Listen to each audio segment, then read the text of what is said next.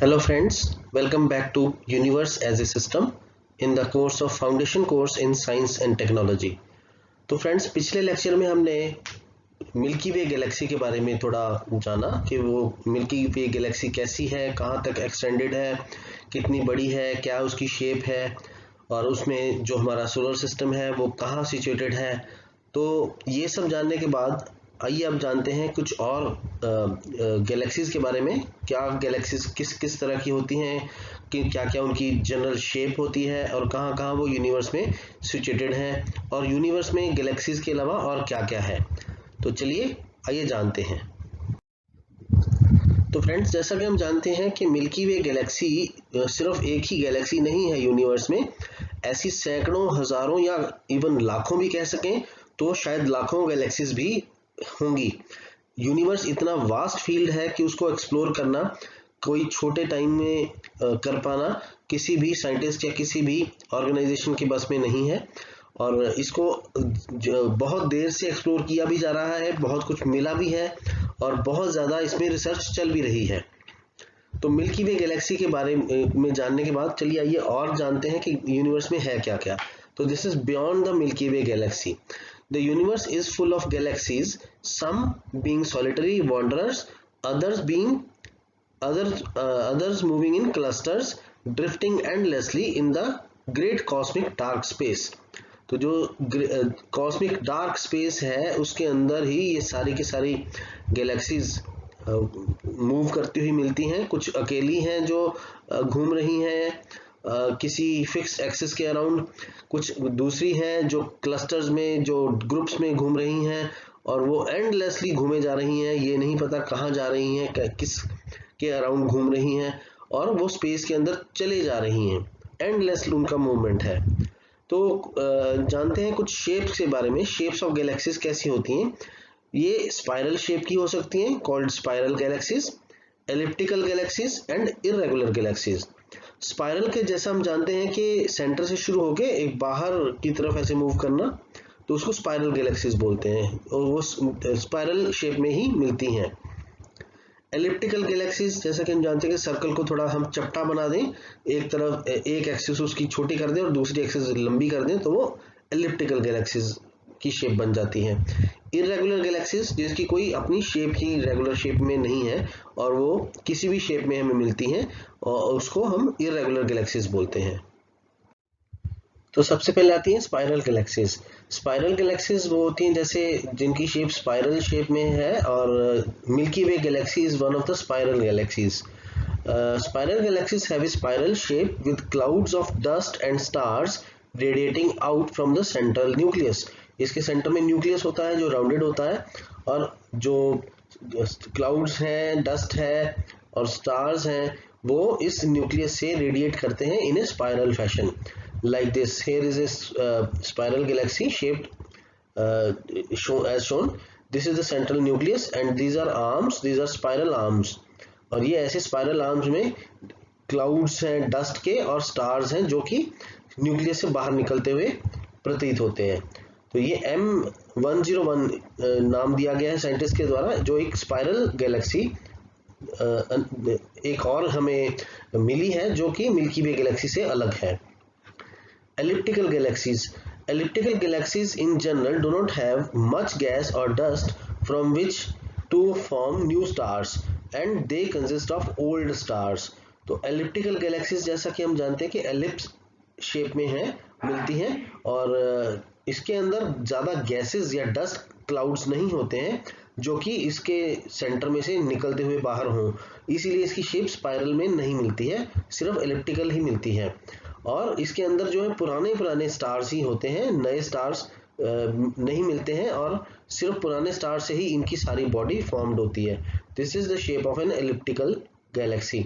और एक ESO 325 G004 ये नाम साइंटिस्ट द्वारा दिया गया है एक गैलेक्सी जो कि स्पाइरल शेप में मिली है। Irregular galaxies. The irregular galaxies do not show any coherent structure.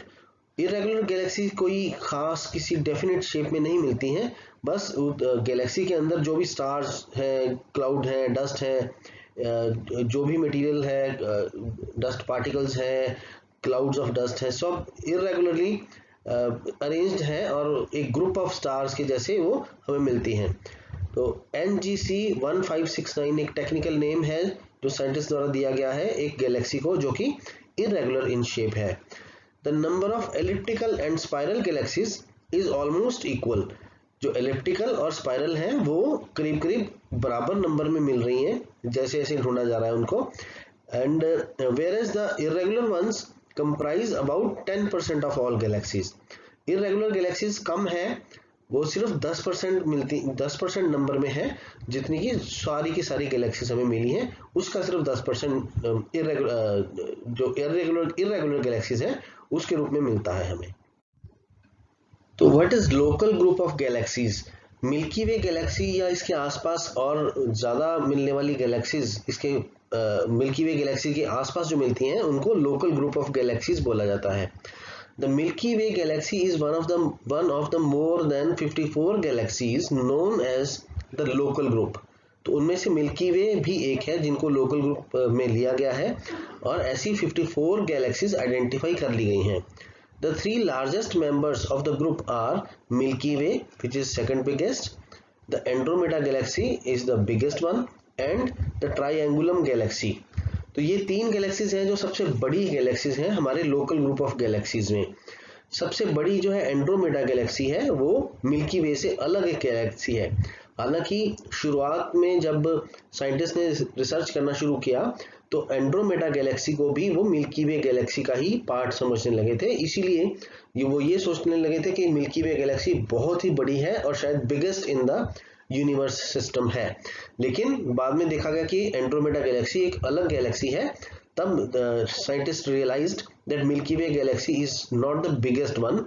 और क्योंकि एक बहुत बड़ी गैलेक्सी है जो एंड्रोमेडा है वो तो इसका पार्ट ही नहीं है, वो एक अलग इंडिपेंडेंट गैलेक्सी है और लोकल ग्रुप में वो सबसे बड़ी गैलेक्सी एंड्रोमेडा गैलेक्सी है और सेकंड बिगेस्ट है मिल्की वे गैलेक्सी और थर्ड है ट्रायंगुलम गैलेक्सी। ये तीन सबसे बड़ी गैलेक्सीज मिलती हैं हमें लोकल ग्रुप ऑफ गैलेक्सीज में।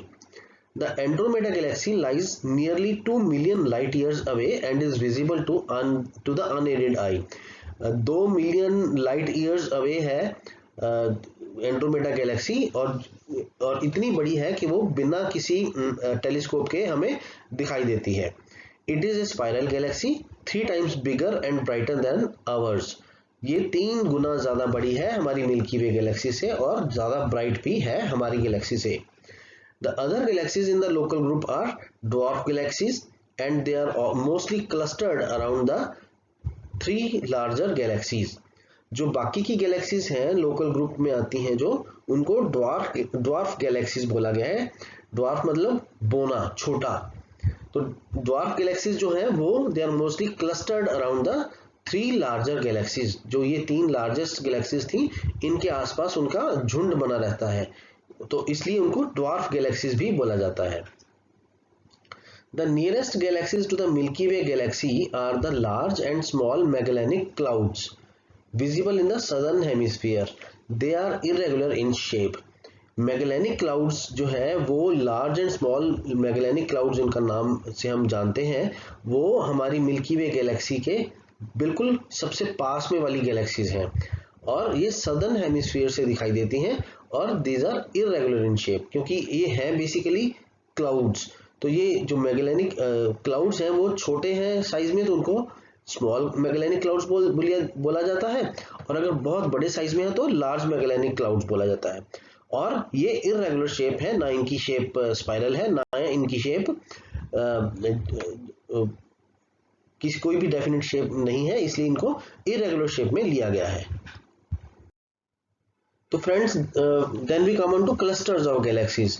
जो भी गैलेक्सीज यूनिवर्स में है वो कोई तो सॉलिटरी गैलेक्सीज में सिंगल भी एग्जिस्ट कर रही हैं, लेकिन कुछ एक ग्रुप्स में भी एग्जिस्ट कर रही हैं कि एक दूसरे के आसपास हैं तो वो झुंड में मूव कर रही हैं, उनको क्लस्टर्स ऑफ गैलेक्सीज बोला जाता है।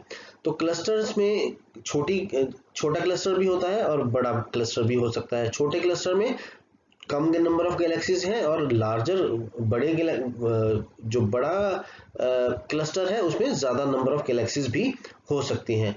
तो ऐसे गैलेक्सीज इकट्ठा होके क्लस्टर्स ऑफ गैलेक्सीज बनाती हैं, और क्लस्टर्स ऑफ गैलेक्सीज अगर बहुत सारे क्लस्टर्स भी एक दूसरे के साथ जुड़े या ग्रुप करें तो उनको सुपर क्लस्टर्स या सुपर गैलेक्सीज भी बोला जाता है। There are some hundreds of billions of galaxies in the universe, which form clusters of all kinds. There are rich clusters containing as many as 10,000 galaxies and poor clusters having only a few galaxies. जिनमें कम galaxies हो, थोड़ी कम हो, तो कुछ ही हो तो poor clusters बोला जाता है उनको, और थाउजेंड्स ऑफ गैलेक्सीज भी हो सकती हैं जिनमें, तो उनको रिच क्लस्टर्स बोला जाता है। Our own galaxy is a member of poor cluster. Poor cluster मतलब है हमारा जो गैलेक्सी जिसमें हम हैं वो मिल्की वे गैलेक्सी के साथ कुछ एक नंबर ऑफ और गैलेक्सीज हैं जो कि एक पुअर क्लस्टर ऑफ गैलेक्सीज बनाता है। The nearest rich cluster at a distance of about 70 million light years is Virgo. Virgo है जिसको नाम दिया गया एक ऐसी गैलेक्सी, एक ऐसा क्लस्टर ऑफ गैलेक्सी है जो कि हमारे से 70 मिलियन लाइट ईयर्स अवे है, और ये एक रिच क्लस्टर है। It is irregular in shape and huge, extending 7 million light years from end to end. और इसका पूरा साइज 7 मिलियन लाइट ईयर्स है एक सिरे से दूसरे सिरे तक। इतना ये बड़ा इरेगुलर शेप में नियरेस्ट जो हमारा एक रिच क्लस्टर है वर्गो। Like galaxies, clusters are also shaped like spirals, ellipses, or they may be irregular. तो उसी तरह से शेप्स इनके क्लस्टर्स की भी रहती हैं जैसी गैलेक्सीज की चलती, जो कि स्पाइरल हो सकती हैं, एलिप्सिस हो सकती हैं, या इरेगुलर भी हो सकते हैं ये clusters. The clusters of galaxies rich and poor in turn form super clusters और super galaxies, that is clusters of clusters that are 200 to 300 million light years in diameter. तो जब ये इतना साइज बन जाता है कि 200 to 300 मिलियन लाइट ईयर्स का डायमीटर ही हो उनका, तो उन ऐसी क्लस्टर्स ऑफ गैलेक्सीज को सुपर क्लस्टर्स या सुपर गैलेक्सीज बोला जाता है। They may be made up of around 100 member clusters, उसमें 100 मेंबर के क्लस्टर्स ही रहते हैं, गैलेक्सीज तो और भी ज्यादा होंगी। The clusters local group and Virgo are members of the same super cluster. तो ये जो हमने बात की है वर्गो की और लोकल ग्रुप ऑफ गैलेक्सीज हमने अभी पढ़ा, तो और जो ये क्लस्टर्स हैं इनको ये जो है सारे सेम सुपर क्लस्टर में आती हैं। The super clusters are very much alike, they are evenly distributed in the space. तो सुपर क्लस्टर जो है वो ऑलमोस्ट इवनली डिस्ट्रीब्यूटेड है, कुछ यहाँ कुछ वहाँ एक एक जगह पे, तो वो इवनली डिस्ट्रीब्यूटेड है, कहीं ज्यादा कंसंट्रेटेड या कहीं ज्यादा रेयर नहीं है। तो on larger scale the universe appears uniform, that is it has the same structure and composition everywhere. तो मोटा मोटा देखा जाए तो सारे की सारी गैलेक्सीज एक जैसी हैं, हर एक गैलेक्सी में सेम तरह के मटेरियल मिलते हैं, चाहे वो कितनी भी ज्यादा दूर हो एक दूसरे से या कितना भी बड़ा यूनिवर्स हो, ऑलमोस्ट सभी गैलेक्सीज का स्वरूप एक जैसा ही है। The structure of universe that we have described above is not static. ये जो स्ट्रक्चर हमने पढ़ा है वो स्टैटिक नहीं है, एक ही जैसा नहीं है, इट इज चेंजिंग, ये बदल रहा है और टाइम के साथ बदलता रहा भी है। New stars and new galaxies are being born, नए स्टार्स और नई गैलेक्सीज भी बनती रही हैं। Stars, galaxies and clusters move, जो स्टार्स हैं या गैलेक्सीज हैं या क्लस्टर्स हैं वो मूव पे हैं, हमेशा मूवमेंट में हैं। Sometimes they collide giving rise to new galaxies, कभी कभी वो आपस में ही टकराते हैं और उनमें से कोई एक गैलेक्सी का हिस्सा कुछ टूट के निकल जाता है और एक नई गैलेक्सी का जन्म हो जाता है इसी से। All these stars, galaxies, clusters and superclusters have a story to tell about ancient events on the larger possible scale. We are only now beginning to read this story. तो जैसे जैसे हम इनको एक्सप्लोर कर रहे हैं बहुत इंटरेस्टिंग चीज़ें हमें फाइंड आउट होती हैं कि ये गैलेक्सीज कैसे बनी, स्टार्स इनमें कैसे मूव कर रहे हैं, क्लस्टर्स कैसे बने, सुपर क्लस्टर्स कैसे बने, और सुपर क्लस्टर्स कभी टूटते हैं तो क्लस्टर्स उनमें से निकल के कैसे मूवमेंट ले रहे हैं। तो ये सब एक तरह की स्टोरीज हैं जो हमें सुनने को मिलती हैं और ढूंढने को मिलती हैं, और एक्सप्लोर करने से और नई नई कहानियां उम्मीद है कि सुनने को मिलेंगी। Then we come on to interstellar and intergalactic space. Interstellar मतलब स्टार्स के बीच वाला, और इंटरगैलेक्टिक मतलब गैलेक्सीज के बीच वाला, दो गैलेक्सीज के बीच की स्पेस, या दो स्टार्स या उससे ज्यादा स्टार्स के बीच की स्पेस। तो क्या है वो, उन स्पेसेस में क्या है? The space between the stars and the galaxies looks empty, but this is not. in the great dark space in the great dark between stars and the galaxies in the clusters, there are clouds of gas and dust. तो जो भी stars के बीचों बीच spaces हैं या galaxies के बीचों बीच spaces हैं वो दिखने में खाली लगती हैं, एम्प्टी लगती हैं, लेकिन वो खाली नहीं है, उनमें clouds of gas and dust है। ये क्लाउड्स ऑफ गैस और डस्ट से ही वो स्पेस सारी भरी हुई है, वो खाली नहीं है। The gas clouds are mainly made up of hydrogen atoms and cannot be seen with unaided eye. Only the modern astronomical instruments have been able to detect these particles. तो ये जो गैस क्लाउड्स हैं वो hydrogen atoms और particles से बने हैं, जो कि इतने छोटे हैं कि वो खाली नंगी आंख से नहीं देखे जा सकते। बहुत सोफिस्टिकेटेड मॉडर्न एस्ट्रोनॉमिकल इंस्ट्रूमेंट से भी वो दिखाई देते हैं। Cosmic dust is made up of bigger particles. These clouds of dust are revealed when they reflect the light of stars falling on. The cosmic dust and clouds of gas in a galaxy are found to play a great role in the formation of a star. जो cosmic dust है वो बहुत बड़े particles से बनी है, और ये बड़े पार्टिकल्स की जो डस्ट है ये तब दिखाई देती है जब कोई लाइट इनके ऊपर फॉल करती है और वो रिफ्लेक्ट बैक करती है, तब हम इनको देख पाते हैं। जो कॉस्मिक डस्ट है वो गैलेक्सी में बहुत बड़ा रोल प्ले करती है जबकि एक स्टार बनता है उस टाइम पे, क्योंकि ये स्टार के साथ जब नया स्टार कुछ बनता है तो ये ही क्लाउड्स हैं जो डस्ट के, वो कुछ स्टार के साथ निकल जाते हैं और उस स्टार के आसपास एक हेलो बना लेते हैं। तो ये स्टार को डिफरेंट इंडिपेंडेंट लाइफ देने में बहुत इंपॉर्टेंट रोल प्ले करते हैं। तो in the gas clouds and cosmic dust we also find traces of different kinds of ordinary molecules like water, ammonia, carbon monoxide etcetera. There are many organic molecules like methane, methanol, also known as wood alcohol, formic acid, the substance that gives ant and bee bites their sting, and many more. तो ये कुछ organic compounds भी हैं जो मिलते हैं हमें Interstellar spaces में या इंटरगैलेक्टिक स्पेसेस में, जो जिनमें मीथेन, मिथेनॉल, फॉर्मिक एसिड ये भी मिलते हैं कहीं कहीं। तो ये बड़ा इंपॉर्टेंट रोल प्ले करती हैं कि जहाँ भी ऐसे ऑर्गेनिक सब्सटेंसेस हमें मिलते हैं तो वहाँ पे लाइफ पॉसिबल है। तो हो सकता है कि जिन स्पेसेस में ये मिले उनके आसपास कोई स्टार्स या कोई प्लैनेट्स कुछ ऐसे हों जहाँ पे लाइफ हो। लाइफ का मतलब ह्यूमन लाइफ जरूरी नहीं है, किसी भी रूप में लाइफ वहाँ पे हो सकती है हो। और ये साइंटिस्ट को बहुत हेल्प करती हैं to find out where life can be sustainable. The organic molecules are the matter out of which our kind of life arose on the planet Earth. The abundance of such organic molecules in the interstellar space suggests that there might be life somewhere out there, perhaps in a different form. तो किसी भी रूप में वहाँ पे life हो सकती है जहाँ पे ऐसे ऑर्गेनिक मॉलिक्यूल्स हमें abundance में मिलते हों।